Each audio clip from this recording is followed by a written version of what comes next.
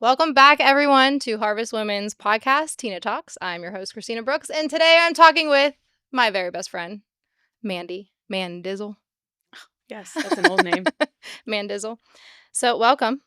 Thank you. And Tina Talks was technically your idea. Yes, I did. I came up, I don't With care the what title. Selah says, I came up with the words Tina Talks. Yeah. Which is so hard to think of. Because when I was So, not common in the at depth, no. When I was in the depths of despair and my depression, and every morning I would drive home from dropping off the kids at school, and I needed something to listen to that wasn't my own brain. So Tina would record Marcos for me, and I would say, my Tina Talks. I'm listening to my Tina Talk today. And I'd say, where's my Tina Talk if I didn't get one? Yeah, So yeah, I love it. I So, that thought was of it the first. original Tina Talks, Yeah, only for Marco you. Polos for Yeah. me only. Yes. Yeah. So today I'm really excited because Mandy came on to talk about marriage, which applies to many, many women in the church. So tell me, let's start off by telling me a little bit about why you want to talk about marriage today. You're very passionate about marriage. When did that start? How did that happen? Yes. It started when I was a little kid, actually. I've always, when I was 9, I fell in love with Han Solo. He was a little bit older than me at the time. So But nerdy. yeah, ever since I was a little girl, I wanted to be married and Aw. have kids and have a family. So I was like always really boy crazy.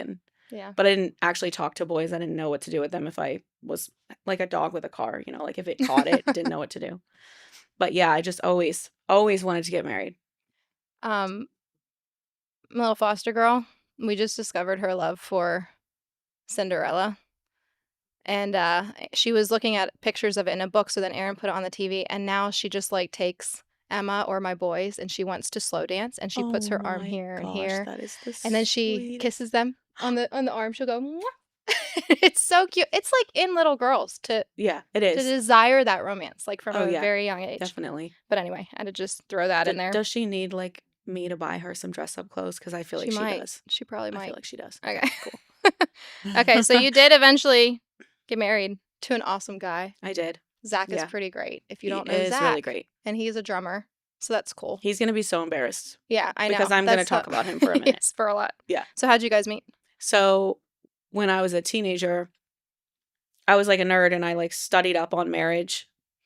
Like I would listen to sermon series on marriage and stuff, and I like just wanted to be this wonderful wife, but all I was waiting for was like the guy. It's so The perfect awesome, guy. but so weird. So I was 18 and I was having like some boy drama, which looking back, it wasn't actually anything happening in the real world. It was like all happening in my brain.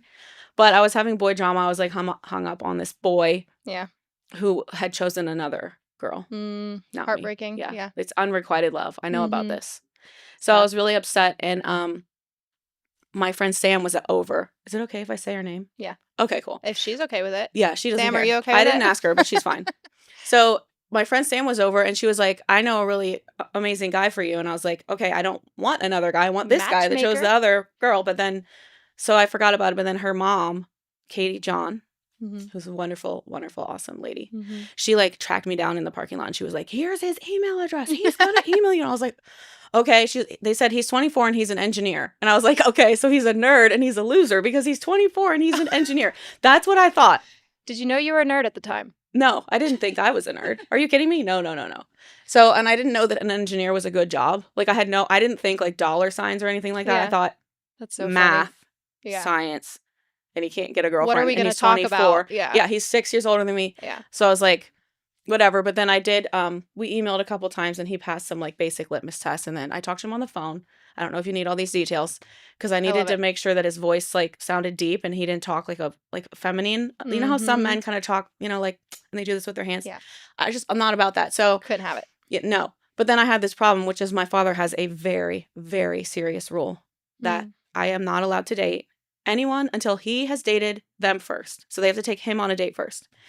So I had just put this other guy through this with my father because he like asked me out and I didn't want to date him. So I was like, oh, if I just send him to my dad will like My weed dad him will out get rid for of me. him for me. Yeah. So like that was happening. And I was like, I don't want to do this to this guy because what if I sound so heartless. That only happened one time that I ever did that. What if like I meet him and I'm like not attracted to him at all or we have Mhm. nothing in common? So my dad agreed. I think because of the other guy. Okay. He felt bad and he agreed. that we could meet on a not date at the Pittsburgh Mills and have dinner or whatever. Back when the Pittsburgh Mills was hopping. Yeah, there were stores. Yeah. There were actual stores there. Restaurants, yeah. So we met there. We ate at Olive Garden, which at the time I thought was a great restaurant. Now I know better. Oh my! I know. I know. You're you have Italian in your blood. Listen, I have a lot of shame about my past. Some of the things that have happened, I'm embarrassed. Not shame, but I'm embarrassed. I'm truly embarrassed every day. Yeah. So we talked for 3 hours, and then my dad called and said it's time to come home, and the rest is history. He was cute. He wasn't a loser. Yeah.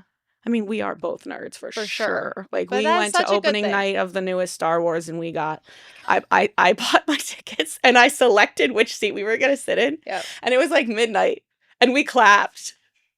I loved the newest one, by the way. The last Kylo Ren Star Wars. Yeah. Love it. I can't. I don't even know. I don't even know how to engage. In it just, I love it. He like gives himself up for her. He's bad at the beginning. I don't even know how to and engage. And then he turns good for her, and he gives himself up for her. And then like he does die. So spoiler alert. So like she can't have him. But he is also a horrible person. Like he commits mass murder at the beginning of his arc. Yeah. You know how characters change. Yes. Kylo changes. Does he? Yes. We just witnessed. Haven't you watched Star Wars? Total nerd out. No, dude. I wasn't. No. She likes Lord of the Rings. I do love Lord of the Rings. Okay. That is my one nerdy I could think of other things. Can you?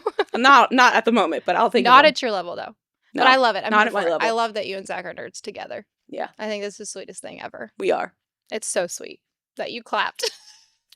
We did. I love it. I clap at movies. It's fine. So, how old were you when you guys got engaged? I was 20 when we got engaged. Okay. And 21 when I got married. Hey, me too. I didn't know that. Yeah. Okay. So I've been married for 15 years. Because I'm older than you. You are older than me. I was like, wait. Yeah. And Zach was 27. So. So when you did get engaged, okay, so also, Zach is a pastor's kid. You're a pastor's kid. Yes. You both, have a lot of church people around you. What was the conversation like when you guys got engaged? Like, what kind of advice were you getting? What were you hearing about marriage? What was everyone's take on it? So, actually, a lot of people were giving me, hateful, horrible advice. I feel like the advice I got the most was, you're too young to get married. Mm-hmm. And I'm like, I didn't actually ask your opinion. But strangers, they would find out I was engaged and they would say, oh, you're too young to be married. Yeah. To get married. Yeah. And then they would say, just wait till the honeymoon stage is over, or wait till you have that first big fight, or just wait, that first year is the hardest. Sayla's nodding because she's heard the same stuff. They always say it to her on the last podcast. That's what they say. Honestly, I spent years waiting for that first big fight, afraid of it. Years. Oh, that's sad. Yeah. And then I realized that it wasn't coming because it's hateful advice that people put on me. But I also am very blessed because I do have a wonderful marriage and I have a wonderful husband. And it has been said to me, Mandy, of course you like being married. You're married to Zach. And I'm like, yeah, I know he's great. He's the golden boy. If you know him, you know he excels at everything. He always does the right thing. He's so smart. He knows everything. He's good at sports. He's good at drums. Just so everybody likes my husband. But I really think that part of why he's such a good husband is because I read this book. Let's talk about this book. I really put this book I took it to heart and I really put it into practice in my life. And I believe that this is the most important book that any woman who's going to be married can read besides the Bible. And that book is for women only. Yes. And fun fact, they have a for men only as well, which I haven't read because it's for men only and I am not a man. But this you recommended to me and it changed my marriage. It changed me as a wife. It's so practical. It's so good. It's just Have you read this yet? We don't have it in our church bookstore, but maybe by the time this is published, we could get it. I'm going to these are going with you. Okay. Because you're newly married and you can take them and read them because I highly, highly recommend them. And Zach told me to say that the one for men is good. The reason why these books are so good is because they take principles that we see in the Bible about how men and women are different. Mm-hmm. And they put them in a practical way for women. So it's a woman who understands men and she puts it in a practical way. Yeah, we can understand. I learned so much about my husband that I didn't realize. And things that were pretty obvious. honestly. It's not like, Like, we should know. Like, they make yeah, sense but you once just you don't think see. about it because we are No, so different. We're just we're built so differently. different. Okay, so as you were preparing to talk about marriage, you and I are kind of brainstorming. Well, you really were thinking of like the two most vital principles of being a good wife and having a healthy marriage And a happy husband. and a happy And a husband. happy husband will make you happy. A happy husband, happy. Happy husband, happy What life. rhymes with husband? Nothing. I don't Nothing know. at all. Anyway, but as we were talking, we realized like these two things that we're going to discuss are blind spots for a lot of women. They were both blind spots for me. I did not know. I didn't learn them until after I was married, several years into my marriage. And so, but the first one wasn't a blind spot for you because you were a nerd and you did your And I read the book. research and you Yeah. observed other marriages and Yeah. you read the And book. movies. Lots of movies. So what is that Which first are like real principle? life. Sorry. Yes. The first principle is really talking about the way we speak to our husbands and the way we speak about our husbands. And it is always project to your husband and to others that you believe in his ability to do things. So whatever the thing is that he's doing, his job, like if he likes to play golf, if he wants to fix the toilet, just project that you believe that he is able to do it and that he's competent and that he's intelligent. So like a practical example that I have used before is the toilet, which you guys talked about a little bit in I Pick did. Up the I Mic. brought it up, but I can't say it. Although you didn't say it right. I can't. So I'm going to say it right now. I'm remembering now because it involves so like saying, "Well, we need to call a plumber." Well, let me try. Yeah. Right. So go ahead. Yes. Okay. You So articulate it imagine. better. So imagine that you're about to have a bunch of people over for dinner, and you've cleaned up, and you have the food all ready, and they're coming in like an hour or two. Okay. And imagine that your dad is good at fixing toilets. Just imagine that he is, and he's nearby. Okay. And then imagine that the toilet breaks right before dinner. Yeah. Okay. So what you need to do then is, if your husband says to you, "I'm going to fix it," you got to let him fix it. Don't call your dad. Don't tell him you've never tried that before. Don't say, "I don't think you can do that. Are you sure?" Yep. If he wants to give it a try, I'm not saying you have to say to him, "Go fix the toilet," because Mandy said you can do anything. But if he wants to try it, that's not the principle, because he knows it. He probably knows his limits, like if he doesn't want to try it. Yeah. But if he wants to try it, do not call your dad or his dad or your brother, because the worst that could happen is he fails and it's really embarrassing and your guests have to use a different toilet. But isn't that better than crushing your husband? Yes. Because when you project that he can't do a thing that he wants to go ahead and do, you are crushing him. And that's what this book really just like, you got to get the book to read like more, to have that principle fleshed out more. Yeah. But it's just, there's something in a man that needs his wife's, that needs her to be his confident cheerleader. in him. Yeah. Or to be in his corner. But on the flip side, if you are in his corner and you are projecting to him like, "Honey, you know, whatever you do, I got your back." He could conquer the world. And the example I'm thinking of right now is actually from 9/11, when Todd Beamer called his wife from the plane that went down in Pennsylvania. He called his wife and he was like, "Hey, you know, these guys have taken over the plane and we're going to try to take it back. Like, this is probably the last time we're going to talk." And then she said something like, "Go get him, babe," or something. She said something like, she didn't say, "Oh, no, you can't do it. Oh my gosh, I need you." She was like, go get him, babe. Go ahead. I'll see you. You know, I'll see you on the other side. I'm like getting teary because of as we're recording this, Charlie Kirk was just shot within the week. So I was actually talking to my children about this and about how men, you know, good men have to step up and sometimes lay down their life. But I don't know. That's kind of a rabbit trail. But I think that if they his wife had his back too. Oh yeah, you can see that amazing. They say behind every good man is a good woman, and I do think that it's true that we can really just like be the wind in their sails. This is biblical. I'm going to bring up what you what you told me from Proverbs 31:23. Her husband is known in the gates when he sits among the elders of the land.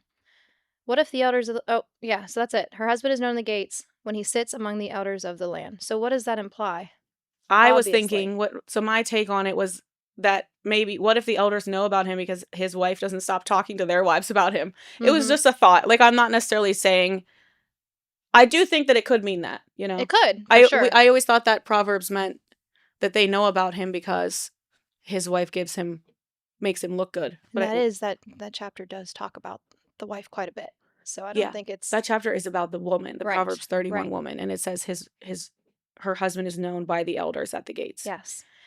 Now, we did touch on this on your dad's podcast a couple weeks ago too. Just like trying not to change your husband, but really just focusing on what he can do well and respecting him for that. I think it's such good advice.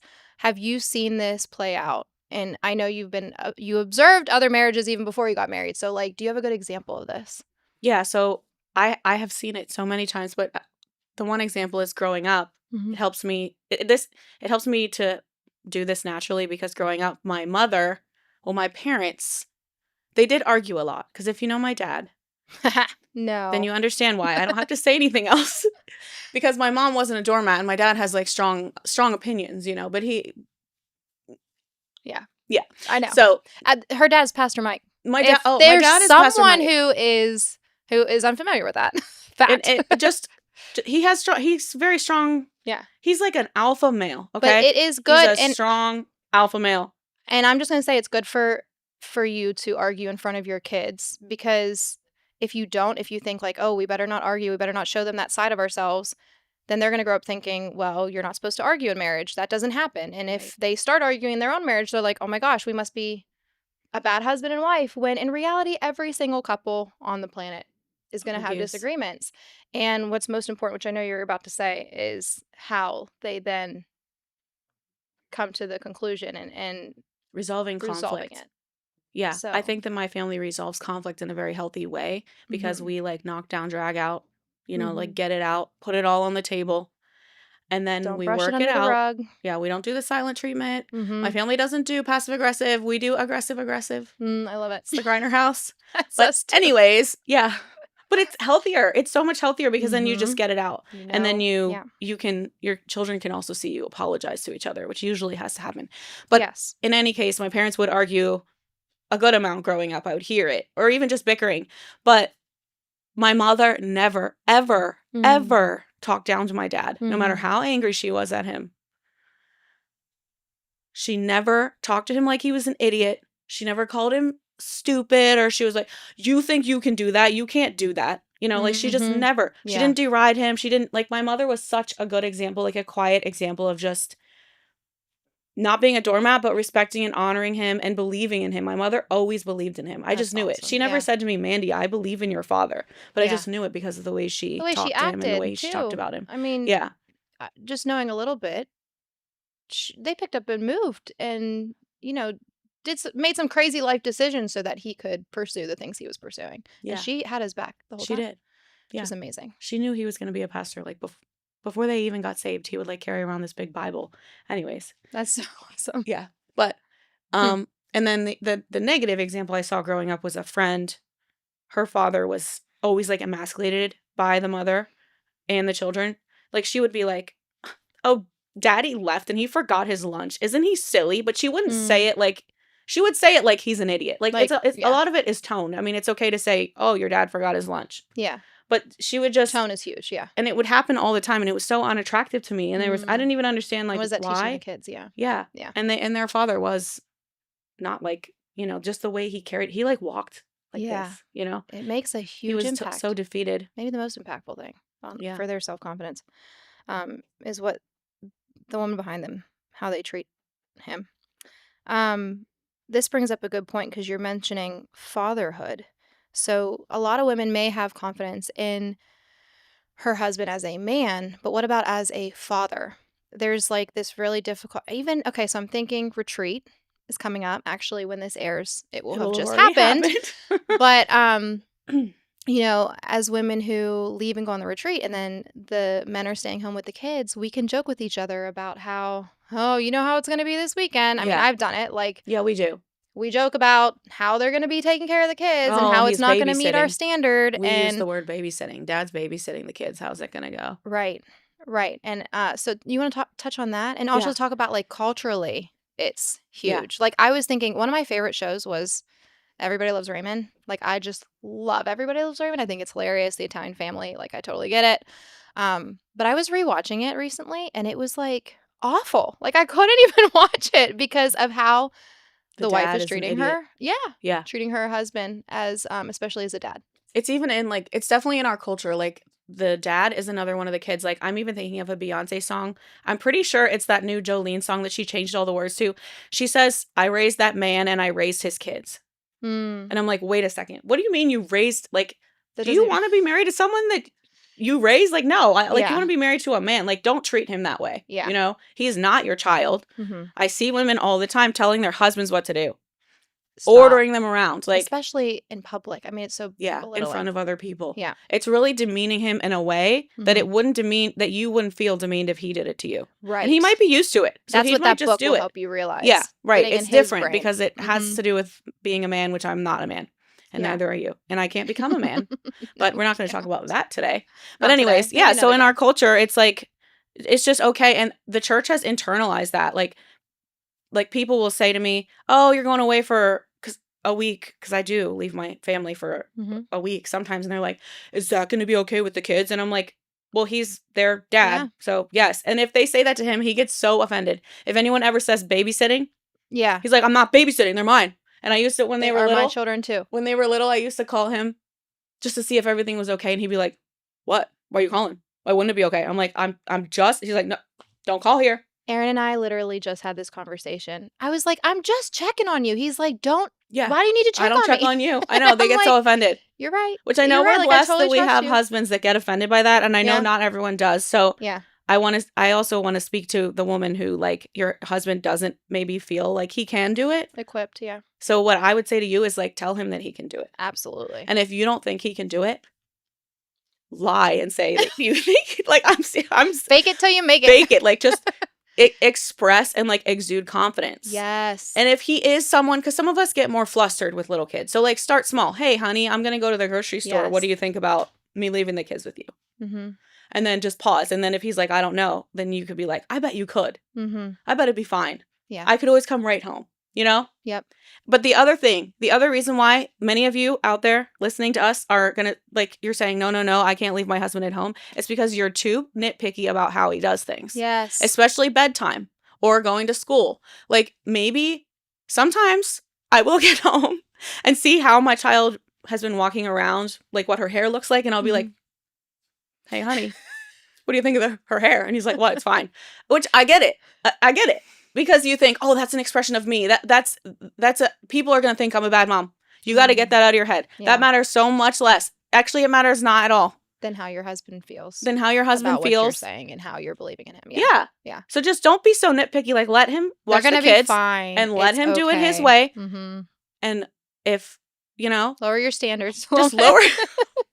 lower them because they are Don't like, say you're lowering them, just don't worry. Don't sweat just the don't, small stuff. They're happy. yeah. They need their dad. Don't be so He is controlling. just as much of their parent as you are, right? So, like, And just because he's a man doesn't mean he can't handle children. and honestly, I spent, like, a lot of the first half of my marriage just thinking that because I was their mother, I knew what was best, and I would just kind of, like, ignore what he thought was best.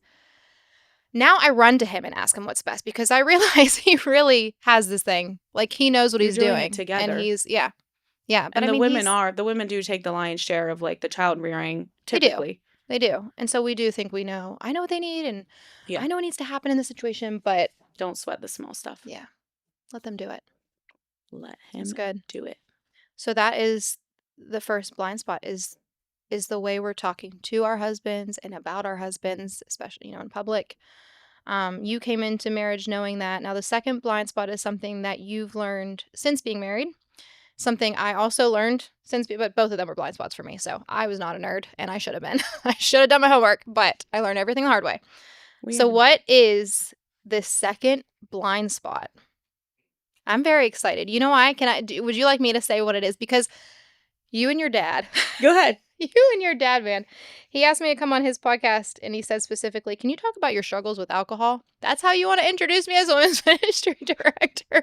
Let's talk about your deepest, darkest secrets." Yes, yes. And then I asked you to come on my podcast, and you're like, "Well, can we talk about sex?" Yeah, I did. And I'm like, I did say that. all And then right, she was like, second episode, we're doing this. If you want fluff, you're not going You're to not find it getting at it here. Harvest Women, man. do not. Mm-mm. Mm. We're just going to hit Yeah, we're all going to the talk things. about sex. We're going deep. And I'm going to say boldly, proudly, and not back down that Mhm. you possibly need to have more sex. with your husband. With your husband. With Yep. your husband is an important clause. Yes, it is. Let's get that straight. Because husband. it's not, I Married. mean, I knew that sex was important before, but I guess I've just been learning through the years and also through watching other people how important it is to him. Yeah. That and it's also important for me and for our marriage, not just me, all of us, to be regularly, and by regularly, I mean each week, weekly. Yeah. At least once a week. Often. I think a great goal is 2 or 3 times a week, but, you know, every couple's different, and I understand that. But I mean, weekly, you need to be intimate with your husband. And I'll tell you why. There's 3 reasons. The first is it's good for you. You might not feel like you need to do it that often, but it's good for your soul and your heart to reconnect with your husband in that way. Because should I keep saying the word sex or should I switch to the word intimacy? It doesn't really matter. Okay, we know what we're talking about. Yeah. Okay, so like sex with your husband reconnects you. Yes. So like on a physical and spiritual level, you're reconnecting, and that is good for your heart to be reconnected with your husband in that way. Even if you don't feel like doing it, which obviously you're not going to feel like doing it that often. Probably not as often as he wants to. Right. Which we're going to talk about that. I think we're going to talk about that a little later. Like, okay. Yeah. So, but it'll be good for you. And the second thing is it's really good for your marriage because in order to have sex, a man can have sex even if they're in the middle of a fight. They can just like pause and then like resume the fight, which I remember my mother told me that. Yeah, they can compartmentalize. And like most women aren't going to do that. Right. So if you have it as a rule for yourself that like we're going to say your rule is twice a week. If you have that rule, then you're going to make up before you have sex, right? Yeah. Like if you're in a fight, you're not going to be giving him the silent treatment for 4 days. That's not going to work. We're going to need to talk this out first. Yeah. Right. And I want to add there too real quick because you said if you plan on having sex twice a week, if that's your expectation for you too, throw out the myth that like spontaneity equals romance because you plan everything else in life. Just have a plan. Like talk about your expectations. Yeah. And it's helpful to kind of keep you accountable if you're someone who maybe has to push yourself to do it more often. It's like, okay, well, this is what I said I was going to do and I'm going to try and do that. Obviously there's exceptions. And then yeah, like you plan everything else. So don't be afraid to so, like, establish some kind of guidelines for when this is going to happen. If it's Tuesday and you haven't come together since Friday, just kind of have it in your head that maybe tonight, even if I have a headache, it's time. It'll be okay. Like Yeah, it'll be fine. Sometimes, actually, I'm going to forget what I was saying before, but I got great advice from a married friend in this church who may listen to this. She told me when I was a young wife, she said, not every time you have sex is going to be like this, like amazing like experience, like in the books. Like most of the times it's maintenance, which doesn't sound very romantic. Most of the times it's maintenance. You're just, reconnecting. You're doing what you need to do for the health of your marriage. But there are going to be those times where it's like, wow, that was amazing. Like, like the romance. But it doesn't have to be every time. But it's not going to be every time. It's not like, it's kind of like the Bible habit when Ginger was like, we all want to sit down with our Bible and have our tea and have the birds singing outside and have a candle and the kids are all playing. All the stars That's not usually how it works. Yeah. The same with sex. Like you might want candles, you want wine, you want to dance, you want whatever. And there are nights that's going to happen or days. I don't know what time of day, whatever. We don't have to. Hopefully you're not drinking wine at 11 o'clock in the morning. But, but like just that's not going to happen every time. And if you're waiting for that every time, then your husband is not doing well. Yeah. He's not doing well. And I think that's your third point, isn't it? That is. But you want to touch on that? Yeah. So having sex regularly with his wife is so good for a man. It's not just, we all joke and tease about how men like need sex. Like, he needs it. I'm not just talking about on a physical level. He does though. I mean, don't you care that he needs it on a physical level? Like you should care, but you should care a lot. But anyways, on an emotional level, he needs to reconnect with you too. With your soul. It's like that builds his confidence too. It does. Yeah. And it shows him that you have his back. Like sex with his wife, sex with your spouse, it knits your souls together. It's even biblical. It says, for this reason, a man shall leave his father and mother and cling to his wife, and the two shall become one flesh. I think that cling to his wife also has a sexual implication. Yeah, because like, it's clinging together. Mhm. And then the two shall become one flesh. Your souls are knit together. But the most important point that I think that we as women don't think about is that when we I don't want to say deny, when we neglect to have sex with our husbands, we are projecting to them that we don't care that much about them Yes. or that they aren't that important. Absolutely. And the way that it's has been explained to me is like, you know how much we need to talk. The way women are is we need to talk to our husbands to feel loved. So, every day we reconnect and we talk about how was your day, what's upsetting you, and we talk back and forth, and that's what makes us feel loved. So like imagine if your husband gets home and he's on his phone the whole time and he's not engaging with you. You put the kids to bed, whatever, you sit down, you're going to do something together, watch TV, talk, whatever, and he's on his phone all night and he's ignoring you. He's just scrolling. How would it make you feel? Yeah. Really. Maybe some of you are saying that is what's happening to me. We can talk about what to do if you need. But I think if you're having trouble. even if that is happening, I think like you're saying basically, don't think about yourself for a minute. Think about what he needs, and this is how he needs to be connected. Start by doing that, and I bet he will start connecting back with you too. Yes, so that's so true. Instead of complaining, oh, he's not meeting my needs, okay, you go first. Let's live the way Jesus asked us to live and put the other person first, and let's meet his needs. Right. And I bet it will encourage him, and not guaranteed, not right away, and you still might need to work through that and talk about that. And you can communicate like, hey, I really want to connect with you. And this is how I connect. He may need to just know that you need that conversational piece. So he could read for men just only. like some of us need to know they really need that physical piece. Yeah, they do. So if you are only having sex like once or twice a month or less, I can't believe there are people out there that's happening, but it makes me so sad. It happens. If you are one of those people, what you're telling your husband is, I don't actually care that much about you, and I don't prioritize you. And I get it because I'm a mom. I have 3 little kids, and I know a lot of you co-sleep. I know a lot of you have kids in your bed with you. If you're going to do that, you have to figure out another time to have sex. You have to. You put it in the calendar, like Saturday mornings or whenever. Like whatever benefit that your children and family are getting from co-sleep, if your husband is being sacrificed and pushed to the side, I am absolutely sure 100% that overall you're hurting your family. Yes. You have to be having sex with your husband in order for him to feel loved and in order to have the health of your marriage. And it's a litmus test. Like the amount that people are having sex is like directly corresponds with the health of the marriage. Yeah. I think 99% of the time. Obviously, there are situations where you might not be having sex. Like maybe your husband is a quadriplegic. Is anyone listening to me have a husband who is a quadriplegic? Okay, then you get a pass. Yeah. Yeah, that's about it. I struggled with this too, like most women. Like we are not coming from a point of we know what we're talking about because we have these perfect marriages. Like whenever I remember specifically when I started at Harvest and I had a woman who was kind of coming into my life and mentoring me. And I was married a couple years at this point, and I had a newborn and I had a 1-year-old. And so I was tired. Yeah, we're tired. So tired. And we don't want, we've had people climbing on us all day. Yeah. We don't want someone else climbing on us. I don't want to touch anybody else at all. I don't need any more physical touch at all. Don't. But I was complaining to her about this. I was like, oh, you know how men need it all the time. And I'm just so tired. And she's like, no, you have to have sex with your husband. And I was like, well, yeah, but all the time. And she was like, yeah, you cannot deny him sex. And I was like, really? And she told me it's even in scripture, multiple places, but I think 1 Corinthians 7:5 is a good one. It literally says, stop depriving one another, except for what reason? Yep. By agreement for a time so that you may devote yourselves to prayer.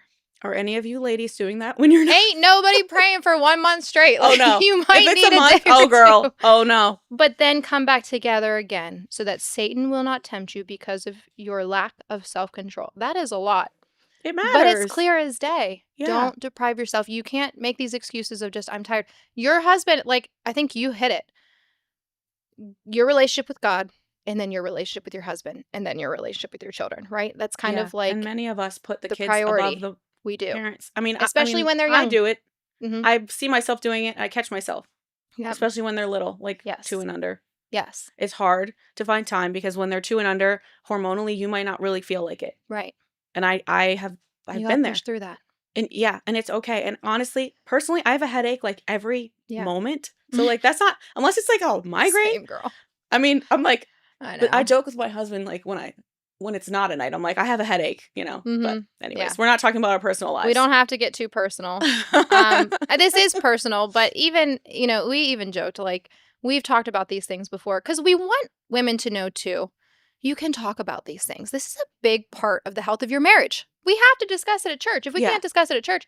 But then you also, You we've have to never honor your talked about husband. the details of Right. our situation. Like, you talk about it We in a talk healthy about way. it to each other. And we know We about know, each other's regularity. yes, We know the number, but we know zero but we don't details know any because that's for details about you each other. And and we're your even husband. best friends. Like we have like, Yeah, and I we mean, don't talk about that. we talk about everything else. Like it's been Everything. said that everyone has 2% of themselves that they're holding back because it's that deep, dark thing that you're embarrassed and afraid to share. We know each other's 2%. 2%, but we do not know like what each other's husband prefers or any details like We're that. not Like doing once you're that. getting into details like that, that's not honoring your husband either. Correct. But it is okay to talk about sex with your Yes. friends. Yes, Just in a very respectful. definitely. But this brings me to an obvious point, which is that if you're having trouble in your marriage, in the bedroom, don't stay quiet. Like talk to somebody. Yes. Get help. Because there are a lot of, I think especially for newly married couples in the church, newly married women, or preparing to get married, and then this happens to you. If sex is initially uncomfortable or even painful, it's not abnormal. And it does, very it's not, common, it is actually, very especially common. among And there's Christian women. ways to walk through that. And you have two safe people right here Us. that you can talk to Don't about. you want to talk to us about it? We would love to talk to you about it and get a little more personal to your situation. If you need someone to talk to about this and you haven't, because it isn't awkward. Like Mandy Hey, can we and talk I are about very sex? open and we talk about, for us, it's easier to talk about things. For some people, it's not so easy, but you have two people right here who are willing to be like, yeah, let's talk this out because it really matters for your spiritual health, for your husband's spiritual health. And it doesn't have to continue being an uncomfortable, painful experience. No, I will It tell changes. It can get we better. can both tell you that it gets better. Yes. Yes. The more you get to know your husband, he gets to know you. Yeah. The more you grow in Christ. Right.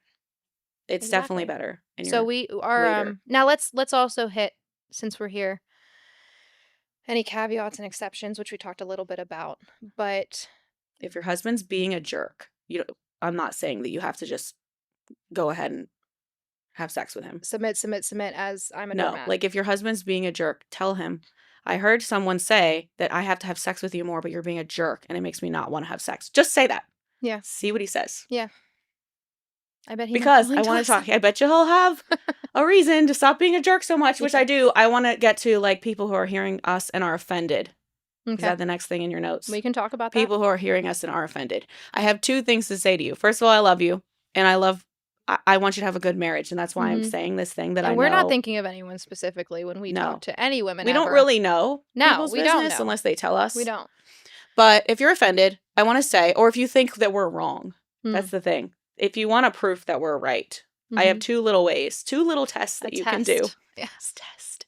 One of them is more open, like ask your husband. Say, I know we have this, and this extenuating reason why we only have sex once a month. I thought you were cool with it. But on Tina Talks, they said that you're not cool with it. And in fact, you feel like I don't care about you when I don't prioritize sex. Is that true? And then see what he says. If he says that we're wrong and that he's fine and happy and that he doesn't feel that way, then go ahead and ignore us. Carry on. Yeah, carry on. Whatever you're doing is good. Yep. But another thing you can do without even saying anything to him is just give it a try. Just for a month. Like if you only do it once a month, go to once a week. I almost say do it without telling him. Yeah, wouldn't that be funny? Then you would have to initiate, which is hard for some of us. Yeah. It is, because it's kind of embarrassing, and you're like putting yourself out there, and we're seeing how they feel a lot. Yeah, you could initiate, or you could say, I want to do this sex challenge that I heard about on Tina Talks, which is to see what happens. See what happens. Just do it more often and see what happens. Like, just say, I'm doing the challenge. You don't even have to. Or if you're doing it once a week, do a challenge for yourself to go like twice a week. Yeah. I feel like once you're at 2 or 3, you're good. You're probably good. If if you Like, want to there's go the only extra so much mile. time. Yeah, you could be an overachiever.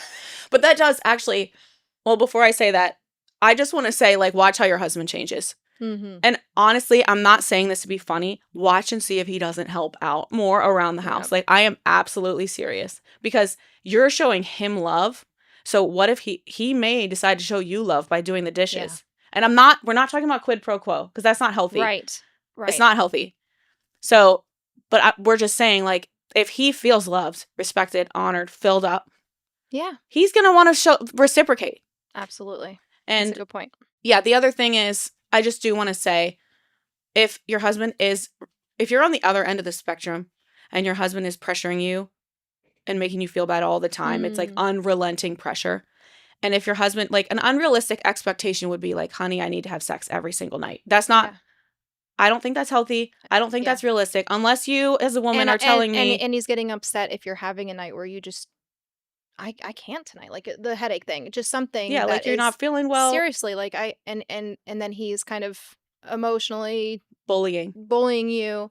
That's not all right. It's not and healthy. you can't be using these scriptures too to say you have to do this. That's clearly right, because sex and respect are gifts that I give to my husband. Right. Even though I am obeying God, he's not allowed to say to me, you have to obey God and have sex with me. Yeah. He's not allowed to say that. He is not allowed to say it. Right. Which is why we're saying it. Mm-hmm. Right? Yeah. So it's our gift to obey God and to love our husbands. Mm-hmm. But if you ever have a husband who's beating you over the head with this verse, like submit, submit, submit, respect, respect, that's not healthy. Mm-hmm. You should really get help, honestly, from a pastor at that point. Absolutely. I think. Yeah. Like, even if your husband doesn't agree, because he's sinning against you. Mm-hmm. And sometimes being his helper is calling him out on his sin. Absolutely. Because, it's how he stands before God. And the Bible says his prayers are hindered if he's bullying you. Yeah. I don't have the verse on my head, but it's in there. It's good, though. Yeah. It's good. That's a good word. It's in one of those it's in verses. That Bible. It's in the Bible. Go It find says it. It's also your homework. Google it. Ask Rock. Yeah, he'll tell you. Okay. So even though, obviously, as we've touched on, it's typical for women to be less physically needy than men. Although not always. Not always. I have known people and that's who okay. are more into it than their husbands. If that's what it is, that's what it is. That's fine. That's fine. And I think it's also typical for us to think that pornography is a man's sin and a man's problem. I also want to just crush that right here. I know women and love them so much, women who I know have struggled with pornography. And so we're kind of going to shift gears here to talk about women do struggle with lust as well as men. It's not just a man's problem. Mm-mm. It does usually look a little different. Yeah. So it's a little sneakier. But it's just, I think, is important to address. Yeah. So I'm going to say something else that might offend people. And that is the way that women struggle with lust, many women. I know you said you know people who look at pornography, but from my experience and just seeing women, and I say that too, because if you're a woman out there who does struggle with that, I don't want you to feel any more isolated than Satan's already trying to keep you. Yeah. Like, there are faithful, godly women who have struggled with that. And you can find a faithful, godly woman. You can talk to me about it. Or me. Or Mandy. Us. And we are not going to judge you for that or think you're weird because you're a woman struggling with it. Like, just come forward and clean about that so you can confess your sin and find freedom in Christ, because his blood covers all of those sins, and you're not weird for struggling with that. No, but a more subtle and a more common way that women struggle with it is through stories. Mm-hmm. So we struggle with lust, not as much from what we see, but as like our thoughts. So it could be like fantasies in your own brain, like about a man who's not your husband. Mm-hmm. Or it could be movies. Mm-hmm. I'm not even talking about movies with sex scenes. I'm talking about romance. Just rom-coms. Like, just your everyday rom-com. Yeah. Rom-coms are funny. I'm thinking they could be, but like, okay, for me, the Hallmark movies. Yeah. I'm not saying that I'm not saying that everyone who watches Hallmark movies is doing this, but just think about it. Like, if you are comparing your husband to a standard that is not accurate, just think about the Hallmark movies. You got a woman in her 30s. She's single. She finds this handsome, like, brooding, single somehow man, and he's sad because something happened in his past, and he has a really sweet little daughter that loves you, and you come and make him happy, and then he's this perfect man. Like, if you are watching those movies and you're getting just do some self-evaluation. Am I comparing my husband to this standard that is not real? It's just like in pornography when my husband is looking at pictures of these women that aren't real. Those women aren't real. Yeah. Or they're slaves, but we're not talking about that today. It's not a realistic standard. So even I never read Nicholas Sparks books because of that. And I also don't watch Hallmark movies because of that. And I know that I'm going to offend so many people because so many people love Hallmark movies, and I know that many of you are watching them, and that's not why you're watching them. You just want something happy that gives you the feels. Yeah. That's fine. I'm not talking about that. You know your heart, and God knows your heart. Even the movie Redeeming Love that came out recently, though, I do think that is a bad movie because did you watch it? No, I didn't. It's the Christian book. If I did, I forgot it. Yeah, you probably watched it and you forgot. There's a Christian book / movie about a man who's a Christian and he marries a prostitute, and then it's supposed to be the story of what's his face, Hosea. So she goes and cheats on him, and then he has to get her back. Her name is not Gomer. But in the movie, there is so much lust in it. The first time he sees her, he walks in and she's naked, and it doesn't show anything. Yeah, but she's tempting him. And then much of the movie is that sexual tension, and then which at some point they do have sex, and it doesn't show nudity, but it's I watch it and I was like, I can't believe this is a Christian setting your movie. mind on? Yeah. And I mentioned it to my friend, and she looked at me like, you are such a prude girl. You should see what I watch. And I was like, but it's supposed to be Christian. What is the point of this movie? It's to make you lust. It's to make you imagine that you're in that position, that your husband is like this guy. Yeah. And I'm not going to back down from it. And if you're mad, that's probably because you know that I'm right. Probably. So it's just, and many of us struggle with lust. And I remember thinking years ago, and praying, God, just make me more attracted to my husband. That's what I need. I just need you to make me more attracted to my husband, even though my husband is hot.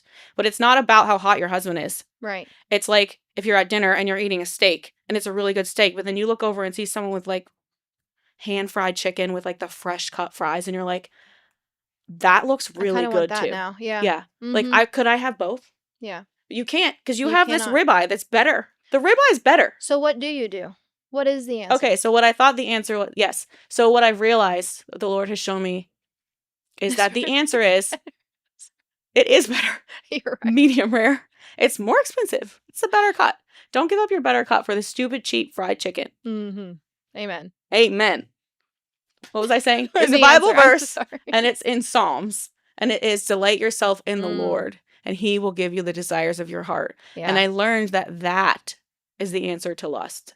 Absolutely. It's not that I need to delight more in my husband, what I have, because then you're looking to him to fill this hole, because lust is trying to fill a hole inside you that God put there, and he wanted to fill it. He's the only one who can fill it. And he's the only one who can. C.S. Lewis has a quote. I love him. I love him too. I have it written down. If I find in myself a desire which no experience in this world can satisfy, the most probable explanation is that I was made for another world. And so it is talking about what you're saying. We have these desires, and if you try and fill them with lust, or even something good that's on this earth, your marriage, or your children, or it's not going to satisfy. You're going to keep longing for it, and with lust, that more and more sin, and it's just going to be more and more devastating. And sexual sin is serious. And that's why we're talking about this, because even if it's not pornography looking at pictures, even if it is just more emotional and these stories and you think it's not that bad, any sexual lustful sin can destroy you and your marriage and your families. It should be taken very seriously. It should be confessed. And then what should be replaced with that is desiring more of God and wanting more of him. He's the only one who can fill our heart. We are made to have him fill that hole that you were talking about, that empty space before he comes in. And even when he is in, you have to continually redirect your mind to him. But if you ask him if you delight yourself in the Lord, then when he's giving you the desire of your heart, he's giving you more of him. Yes. Which sounds boring if you're not delighting yourself in the Lord, but then the more you ask him, reveal yourself to me, help me delight in you, he will. And it is sort of the same kind of excitement in your chest that you feel when you see these romance movies. I'm not saying it's sexual. That is not what I'm saying. Yeah. But it's the same kind of feeling in your chest. Yes. God starts to put that feeling in you towards him. Absolutely. Okay. Yeah, there's one more thing that I was gonna just touch on. Go ahead. And it's some of the other books that people are reading. Okay. Okay. So there are these young adult novels out. She said she didn't want me to talk about this, No, but I'm not gonna. There are these We're not going to talk about the details of these books. There are these young adult novels out that are fantasy novels, and some of us nerds love fantasy novels. I don't get it. Go on. Okay, so when I was a kid, fantasy novels like Harry Potter didn't have sex scenes in them. Yeah. I'm 36. I'm not that old. I mean, now they do. So like the book I heard about it's called Onyx Storm. I don't know if that's what the whole book is or if it's just the series. Books like this that our girls are reading, teenage girls, young women in their 20s and 30s, they have sex scenes in them. So stop reading them. Stop it. And I need to talk to myself, and I need to be better because I'm reading this fantasy series right now that I just assumed didn't have sex in it. It's called the Dark Angel series. You don't care, and you will never read it. I cannot recommend it. I can't. I love her. I should have looked it up, and now I'm stuck, and I got to finish it. Which my sister says, just skip. I'm like, how can I skip? All of a sudden, I'm walking, and all of a sudden, something's happening. I'm like, oh. Yeah. And it's weird stuff. Like, we're getting into weird stuff. Weird sex stuff. Not normal sex stuff. No. Weird stuff. It's just getting dark, and that's what happens. And it's not the fringe. That's what happens. You don't start. Right. So this Onyx Storm, I just want to say this one more thing about it because I was shocked because I heard it on the Allie Stuckey, which is a great podcast. Allie Best Stuckey. It's the one that it's actually the one that aired the day that Charlie Kirk died because I thought she was going to be talking about Charlie Kirk on it, but it was before she knew. So she talked about this issue of went out, yeah. It's smut or schmut. I don't know how to say it. Smut in books. Yeah. And she said that this Onyx Storm books, which involves a lot of sex and something with dragons. I don't know. But there's dragons in it. I don't know. And she said we're not I ain't reading it. This weird book with all this sex in it, like they're seeing people waiting in line in the bookstores just like when Harry Potter was out. So it's not like this is this fringe thing. Yeah. It's very common now. So that's all that I wanted to say about that. I love it. I'm really Quit it. If you're reading that, quit it. I'm thankful you're willing to have this conversation because it needs to be had. It affects everyone who's It affects most people in the church. Women. Most women in the church. Yeah. And it's not often talked about. And so I'm really thankful for your willingness talk to you about it. To be vulnerable and share. And yeah, and like that is we've already given this invitation a couple times in the podcast, but like we are very sincere about if you are struggling with any of this. We're willing to have those conversations with you guys. So please reach out. And I won't be awkward like any more than I already am. Like she already is awkward all the time. I'm already so awkward. Fine. But if you come to it makes me you and feel say, comfortable. I want to talk to you about sex. Yeah, it does. You're like, I'm not. You're not awkward at all. Then I won't. You're really not. I will not. That won't faze me. Yeah. I'll talk to anyone about it. Not anyone. Any woman. Woman. Yes. It's not. If you're a man watching this, don't talk to us about it. Go talk. If you have a problem with what we said, call Mike, and then he'll talk to us about it. We will not love that. This with you. He'd be like, "Oh my gosh, I'd rather die." Careful here about any phone calls this week. Well, anyway, thank you for being here. Do you have any last comment? Any last word? I think that I've said enough. That's enough out of me for today. I love you all watching. I love you. Yes, and stay tuned. Next time, we are probably going a little lighter. We're going to be talking about women, the value of women pouring into other women with a special guest. I don't know if I'm going to say her name. Can I say her name? Stay tuned. Someone you know. Someone you should know. Yeah, someone you should know. If you don't know she is amazing. So look forward to that. Thank you all for watching, and we'll see you next time.